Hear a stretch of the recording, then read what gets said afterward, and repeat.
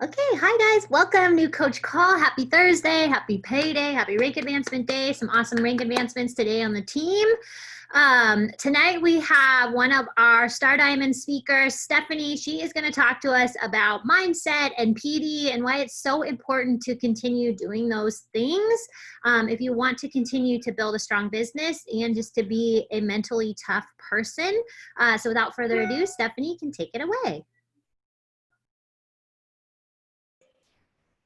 Hi.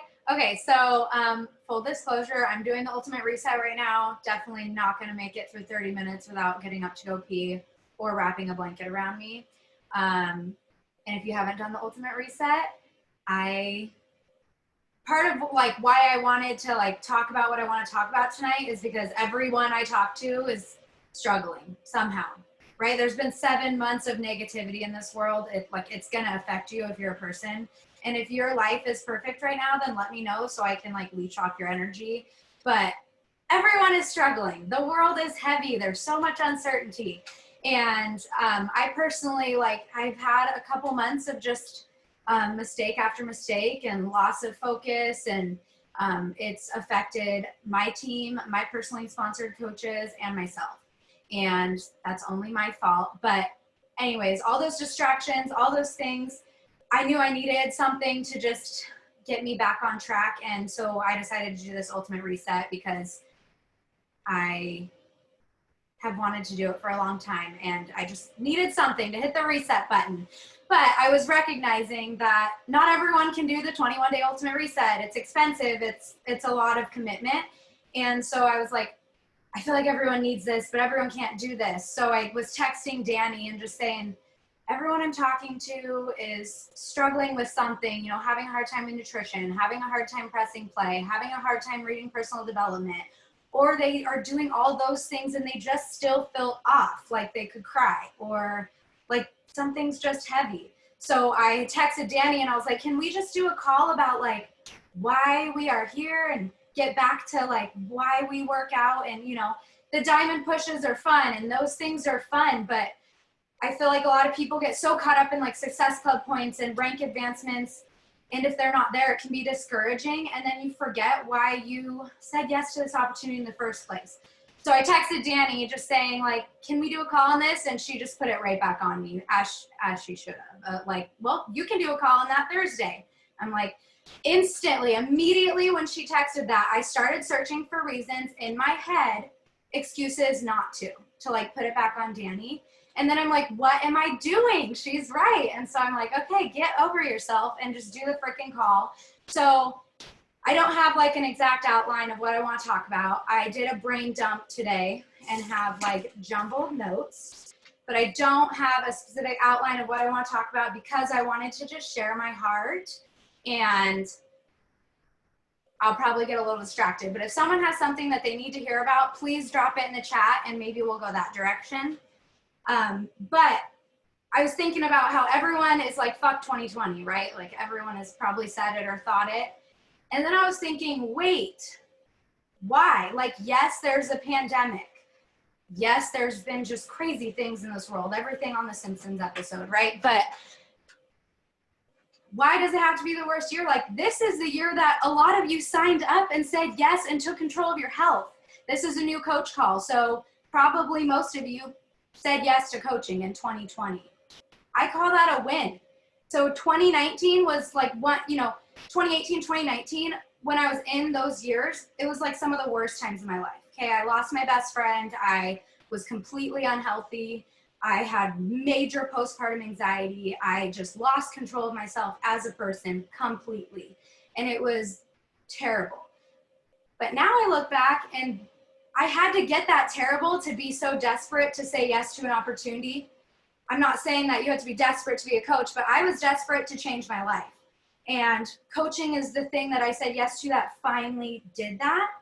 So when I look back at like the worst moments of my life, those are what made me say yes to coaching. So 2019 was a hard year. Losing my best friend was the worst thing I've ever gone through. Those things, if they didn't happen, I wouldn't be here talking to any of you. So looking like back at some of the biggest accomplishments or proudest moments of your life, you can probably connect that to one of the biggest struggles of your life. Or if you want to like reverse engineer that, look back at some of the worst times of your life, a divorce, a death, a injury, something good probably came out of that. I was hospitalized in 2014, literally told I was going to die. And I was so high on morphine, I didn't even fucking care. Like I was like, oh, it's fine, whatever. And that's not me. I would never want to die. I'm not that type of person. I was just, they had me on so much drugs in the hospital because I had meningitis A and B. So if you don't know what that means, like viral and bacteria meningitis at the same time, my whole system was being attacked. And I was told if I live, I will lose a limb. I didn't, luckily. But I drowned in debt from that time in my life. I had to file bankruptcy because I had over $100,000 in medical debt. I was hospitalized for weeks and they had to fly a doctor from Texas to Arizona.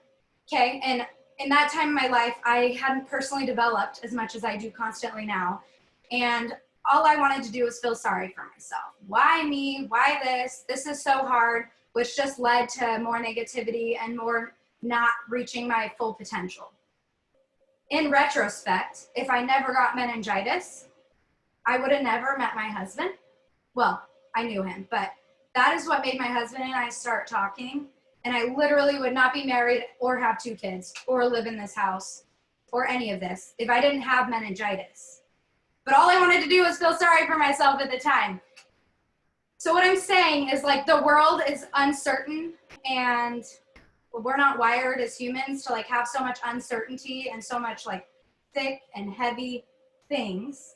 But that is also like how you grow and you get strong, because I was listening to a podcast. How many people here listen to Keisha?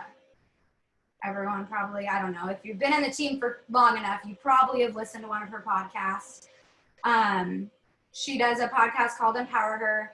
And every time I'm starting to like get low, I just say, Alexa, turn on Empower Her. And I just sit and listen to it. Alexa, stop. She tried putting it on. So she did a episode the other day that was comparing life to Mario Kart. So I like have to, if you haven't heard the episode, then you're going to hear it. And if you have heard it, I'm putting my own little spin on it, but I'm totally stealing her idea. So she was explaining Mario Kart, how you get on, if you haven't played Mario Kart, and the whole idea is to get to the finish line. And you like pick your character or whatever, everyone picks whatever character they want. And you always slip on bananas, or you like crash into water, or you have to like fix your steering or whatever. But everyone has the same chance of winning, and everyone has the same chance of slipping on a banana or like messing up their steering, because that's how the game is, even though the path is different for every person. So she was talking about like when you're playing the game, you also see everyone else's screen. And so if you're so busy looking at everyone else's screen, then you're not paying attention to the character in your car. And so your character slips on a banana, but you're watching what someone else did when they slipped on a banana. Well, guess what? Now your character is going to take 3 times as long to get back on track to the finish line, because you're so busy watching what the other people are doing. And how relatable is that to life, right? Like if you're so busy watching all the other diamonds on the team get to diamond, or watching all the other people in the Beachbody world getting physical results or mental results, and then you're not even doing it yourself. Like if you spend 2 hours a day watching stories from all the Beachbody coaches in the company, like guilty, I've done that. That's 2 hours you could have been reading personal development or preparing nutrition for the next week or working out. And so that was kind of one of the points she made, was like, don't get so busy looking at the other screens that you forget to steer your own vehicle. But what makes the difference of people who, all of us sign into the game and have an equal chance of winning. So the people who do win Mario Kart, it's because they got back up quicker when there was a setback. So when they slipped on the banana, instead of worrying about what everyone else was doing or how far they were in the game, they focused on getting their steering back onto the way to get towards the finish line. They were quicker about it. They didn't sit in the slipped banana and go, life is so hard. Everything's just hard right now. It's so hard to be motivated to press play, you know, getting back to Beachbody. But it's so hard to do this. It's so hard. They're like, oh, I got to get back on the steering and keep going.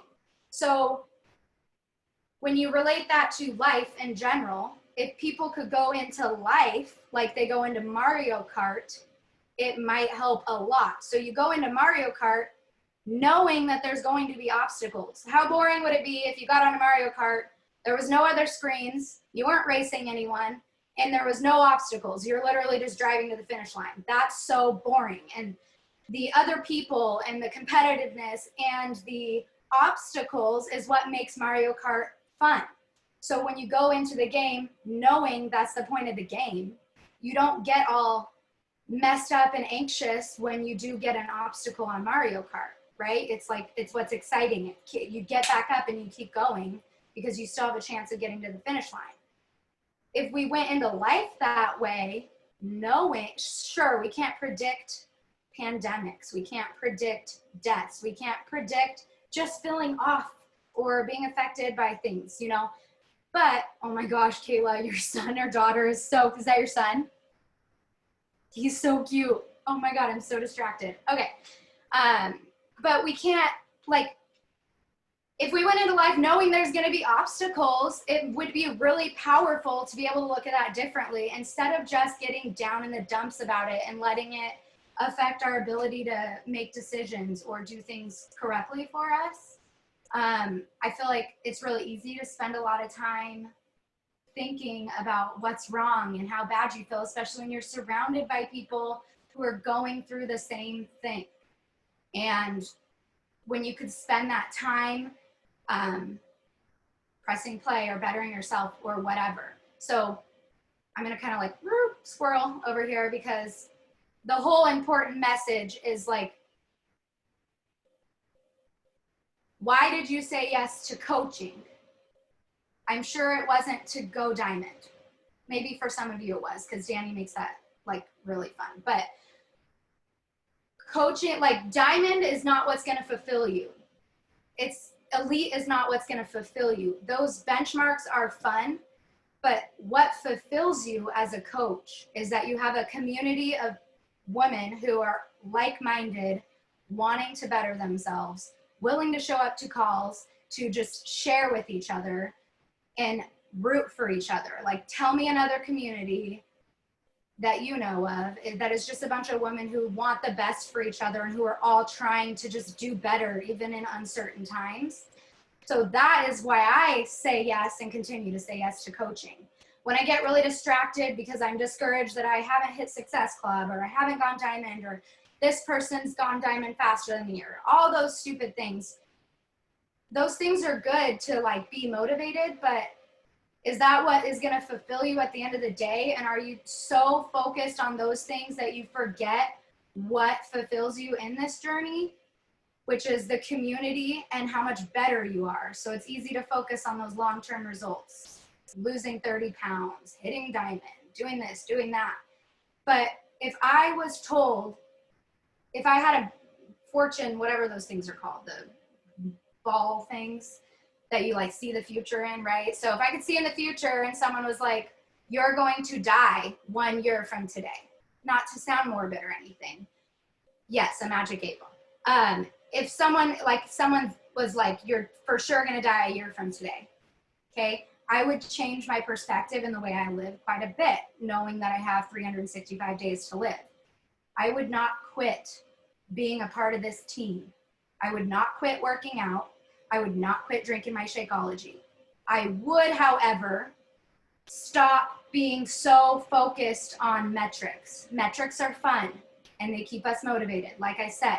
But if I knew I only had a year to live, I would be focusing on inspiring other people because that is rewarding. And the way I inspire other people is by just showing up for me and showing people what's possible when you press play and you read personal development and you drink a shake. And if I knew that I had a week to live and a year to live or any amount of time to live, I would not stop doing that because The second I finish working out, I'm a better person for it. Okay, I feel better. My endorphins are better. My body feels better and I feel accomplished and proud. That is so important. And I don't know a person in this world who is worked out and doesn't feel the same way. Like, it's so hard to press play, but it is so important. It's mentally and physically so rewarding, but it's sometimes hard to like remember that short term. And eating healthy, like I'm learning a lot on this reset right now. Like, if you want to just drink alcohol and trash your body with a bunch of processed sugars and stuff, your mind is going to be clouded from it, and no judgment. And of course, like, treat yourself. But having some I don't know, discipline and nutrition and like knowledge and education that's provided to you through like 2B Mindset, Ultimate Reset, is really important to live a healthy and happy life. Like, if you asked me 2 years ago if I had 1 year to live, I would say I'm going to drink all the wine, eat all the tacos, and watch The Bachelor and hang out with my family. But if you ask me now that I know what's important, if you have 1 year to live, what are you going to do? I'm going to go to every team call because you ladies fill me up. Just being around you, even on a screen, makes me happy. Like, you guys are amazing people. It's hard to meet amazing women that want to root for you. Okay. And I would eat healthy. I would not drink all the wine or eat all the tacos because I know that clouds your brain. I would still eat healthy. I would still work out, and I would still share it to social media because it feels good to change someone's life by just showing up and being you. 2019 is the year I said yes to my health, even though it was like the worst year ever, besides my daughter being born. Obviously, she's perfect and I love her. But 2020 is the year that I helped other people take control of their lives and saved people's lives, in my opinion. Like, no, I'm not a police officer like my husband. I don't literally like save someone when they're about to stop breathing. But I feel like what we do is just as important. Like, you're taking people, you don't know who's watching your Instagram. If you have 2 followers, maybe one of them is like suicidal or something. Now, I've never been suicidal, but I would say my depression and my negative thoughts were probably like along the, same line of someone who maybe has those thoughts. And if I didn't have Danny to watch on Instagram, just living her life, who freaking knows where I would be now? So share, like, you have no idea whose life you're going to save by inspiring them just because you showed up and bettered your own life. So my whole point, I had a coach cancel this month who she could have been like a top 10 coach in the company. She had so much fire. She got to diamond really fast. She was incredible. And I think, like, in retrospect, why she quit was because she lost sight of her why and she got overwhelmed. And I feel like a lot of people are doing that right now, especially with the team like going so fast and like rank advancing, which does make it like a really encouraging season to push, but it can also discourage people who aren't there. And I don't want that. Like, I literally fall in love with every single person I talk to on this team. So I don't want anyone on this team, whether they're my personally sponsored coaches or not, to have happened to them what happened to my coach. I don't want you to lose your whys because you aren't hitting Success Club and you're discouraged. She forgot why she coached to begin with, which was because she wanted the accountability and the community and to like be a better mom and a better wife. And she was, felt like she was spending too much money to like keep this account active and that active. And it was just stressful and overwhelming. And she had dropped to inactive and she didn't know that she was going to drop to inactive. And it discouraged her and she quit. She literally canceled her coach account. She still orders Shakeology. I don't understand. But it's kind of like, I feel like I could have had a conversation with her and helped her, but it's not my responsibility to change her mind or like direct her thought process. But if she would have just realized, like, it's okay that she's inactive. It's okay that she lost her piggy bank. Who cares if she lost her rank? You still have a community and a team that adores you and you adore them. You're still getting extra accountability by working out, and you're still getting resources to personal development. Now, you cannot be a coach and still access personal development, but I wouldn't have read I think every book on my shelf right now is because someone on the team suggested it. So we're constantly sharing with everyone else what builds us up and makes us better. And so losing access to that is really a shame. Now, I'm still going to be her friend. I still adore her. She's like the funniest person I've ever met. She doesn't have to be a coach to be my friend, but she is losing out on like a massive community and on something that makes her better just because she got overwhelmed and accidentally went inactive. So that is why I wanted to do this call today, because I just like, if you're losing sight of what the value of coaching is because you're so focused on like obtaining a rank or Success Club points or something, take a step back for a second. Okay, those ranks and things will still be there to reach for.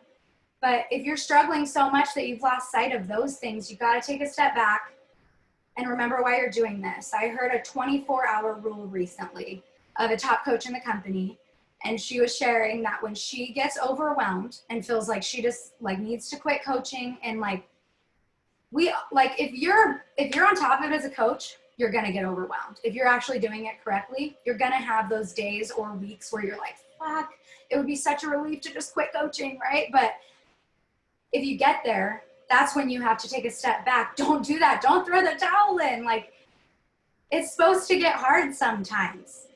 She has a 24-hour rule. So when she feels like that, she does her vital behaviors and then steps away. She doesn't respond to messages. She doesn't do any of that. She just like steps away from all of it. And then when that 24 hours is over, she's like ready to go. And she's like, God, my life would suck without all this, right?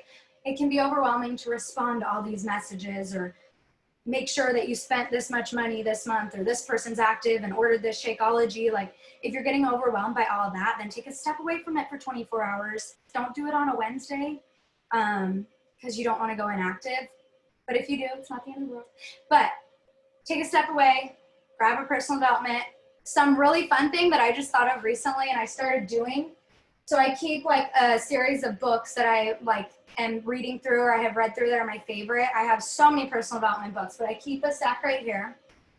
And they're each on different, this one's on nutrition, this one's on religion, this one's on business, this one's on parenting, this one's on managing your time, one's on loving a police officer, because that can be hard. So it's my marriage. And then 2 are on just like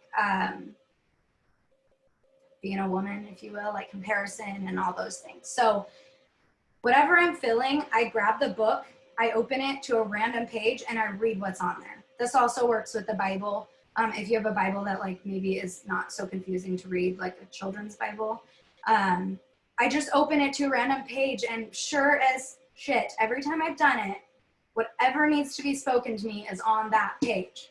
So do that. Like, step away from your phone. Stop spending 2 hours watching other people's story, comparing yourself to their highlight reel, watching, checking the page to see who's diamond and who's hit Success Club, and stop worrying about those things for a day or two. Like, don't let it off track you so much. I haven't read any messages, but I'm going to read one now, and it's 7:30, and I haven't even talked about anything on my page. So there you go.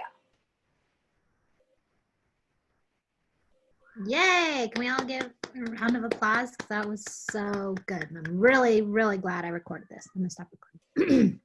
Okay.